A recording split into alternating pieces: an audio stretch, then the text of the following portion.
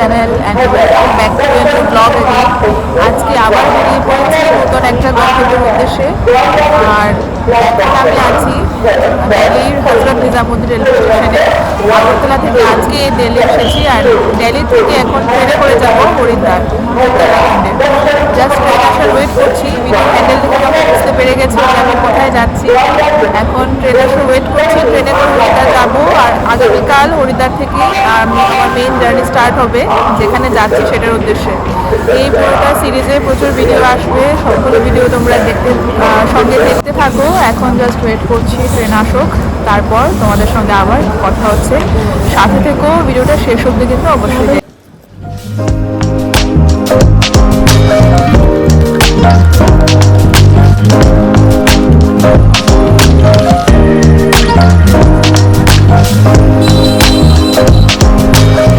হরিদ্বার এসে পৌঁছে গেছি সকাল 4টায়। আর হরিদ্বার স্টেশনের পাশেই দেখতে পাচ্ছ এই বাসগুলো থাকে, হিমগিরি এক্সপ্রেস লেখা। এই বাসগুলোই যায় এখান থেকে সোনপ্রয়াগ। আগে থেকে অনলাইন বুকিং করতে পারো বা এসে অফলাইনও বুকিং করতে পারো। আমি যেহেতু আগে থেকে অনলাইন বুকিং করিনি, এসে অফলাইন বুকিং করেছি। বাসের যে কস্ট সেটা পার পারসন 650 থেকে 700 মতো হয়। সো এখানে এসে বাস বুক করে তারপর যেতে পারো। আর যেতে আই থিঙ্ক 9 থেকে 10 ঘন্টা সময় লাগে যতটুকু শুনেছি। 1 কাপ গরম গরম চা খাচ্ছি, খেয়ে এবার যাত্রা শুরু করব। সবাই জানো আমি কেদারনাথ যাত্রা করছি এবছর, অনেক বছর পরে। অনেক বছর ধরে আমার প্ল্যান ছিল। সো এখন হরিদ্বার থেকে সোনপ্রয়াগ যাব। তো চলো যাত্রা শুরু করা যাক। সোনপ্রয়াগ গিয়ে তারপর কথা হচ্ছে। রাস্তার মধ্যেও যতটুকু পারি তোমাদের সঙ্গে শেয়ার করবো।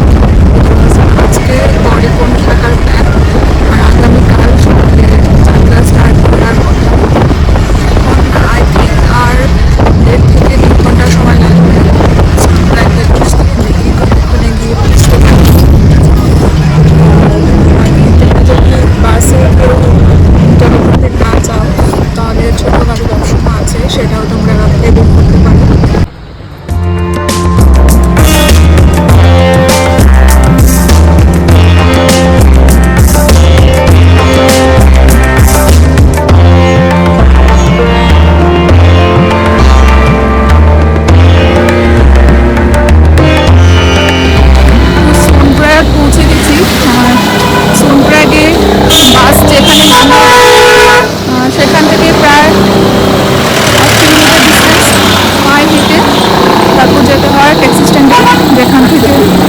গৌরীকুণ্ডের জন্য ট্যাক্সি পাওয়া যায়। গৌরীকুণ্ড অব্দি যে বাসগুলি আসে সেগুলি যায় না, ওদের আলাদা ইউনিয়ন আছে, ওই ট্যাক্সি করে যেতে হয়। এখন আমি ওইদিকেই যাচ্ছি। ট্যাক্সি ভাড়া কত সেটা তোমাদের গিয়ে বলছি।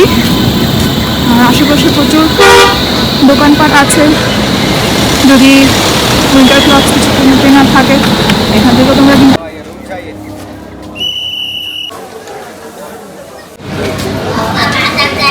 এটা হচ্ছে সোনপ্রয়াগের মার্কেট। এখানেও প্রচুর পরিমাণে হোটেলস আছে। তোমরা যারা সোনপ্রয়াগে স্টে করতে চাও তোমরা এখানে স্টে করতে পারো। যারা গৌরীকুণ্ডে স্টে করতে চাও সামনে এগিয়ে গিয়ে ট্যাক্সি করে গৌরীকুণ্ডে যেতে পারো। আর এখানে এলে যারা আগে থেকে রেজিস্ট্রেশন করিয়ে এসেছো তাদের রেজিস্ট্রেশনটা চেক করা হয়, কাউন্টিং করে তারপর ভেতরে আসতে দেওয়া হয়। অফলাইন রেজিস্ট্রেশনও করতে পারো এখানে এসে যদি আগে থেকে না করিয়ে রাখো। केदारनाथ धाम में सभी श्रद्धालुओं का स्वागत है।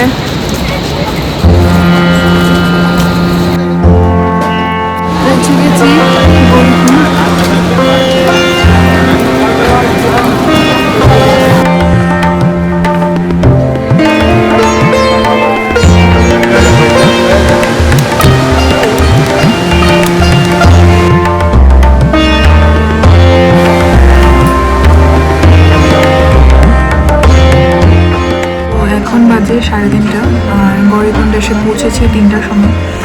পৌঁছে হোটেলে চেক ইন করে এখন চলে এসেছি লাঞ্চ করার জন্য। যে জায়গাটাতে খেতে এসেছি তার নাম হচ্ছে পুরোহিত রেস্টুরেন্ট।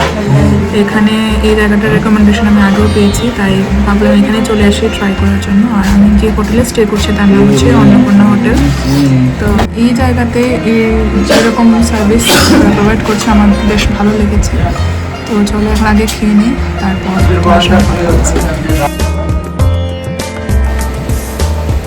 লাঞ্চ সেরে এবার এই গৌরীকুণ্ডে নদীর পাড়টায় একটু হাঁটতে এলাম।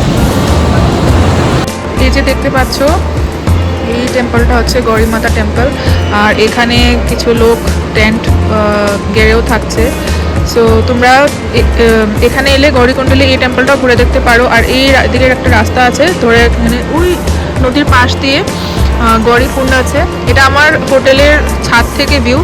আমি যে হোটেলে স্টে করছি তার নাম হচ্ছে অন্নপূর্ণা হোটেল। হোটেলটা আমার ভীষণ ভালোই লেগেছে এই জায়গাতে। আর এখানে প্রচুর হোটেল আছে আশেপাশে। এই হোটেলটা এই যে অন্নপূর্ণা হোটেল অ্যান্ড রেস্টুরেন্ট। এখানকার খাওয়া দাওয়া ভালোই লেগেছে আর স্টেও আমার ভালো লেগেছে। সো তোমরা এলে এখানে অবশ্যই থাকতে পারো।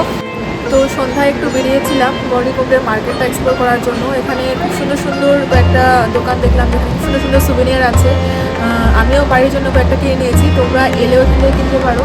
আশপাশটা খুবই পিসফুল, খুবই সুন্দর। এখানে পাশ থেকে যে নদীটা বয়ে যাচ্ছে আমার পেছনে, নদী খুব সুন্দর একটা সাউন্ড বয়ে যাচ্ছে। এখানে একটা গৌরী মাতা টেম্পলও আছে, গৌরীকুণ্ড আছে, তোমরা এলে এগুলো ঘুরে দেখতে পারো। তো আজকে তো ব্লগটা এখানে শেষ করবো, বিকজ কালকে খুব ভোরবেলা উঠে কেদারনাথের উদ্দেশ্যে রওনা হবো পায়ে হেঁটে। আর সেজন্য আজকে আর ব্লগটা এখানে আর লেংথি করবো না। তো আজকের এই আগরতলা থেকে গৌরীকুণ্ড অবধি যে ব্লগটা তোমাদের সাথে শেয়ার করলাম, তোমাদের কীরকম লাগলো আমাকে তো অবশ্যই জানাবে। যদি ভালো লেগে থাকে তাহলেও আমাকে অবশ্যই জানাবে। আর নেক্সট এরপর যে ব্লগগুলো আসবে সেগুলোও তোমরা পুরোটা ভিডিও দেখো, তাহলে বুঝতে পারবে কী করে কেদারনাথ পায়ে হেঁটে কতক্ষণ সময় লাগে, কীরকম ডিফিকাল্টিস আছে, কি কিছু বা নেই, সেগুলো তোমাদের সঙ্গে শেয়ার করবো। আজকে এখানে শেষ করছি। সবাই সুস্থ থেকো, ভালো থেকো। জয় বাবা কেদারনাথ।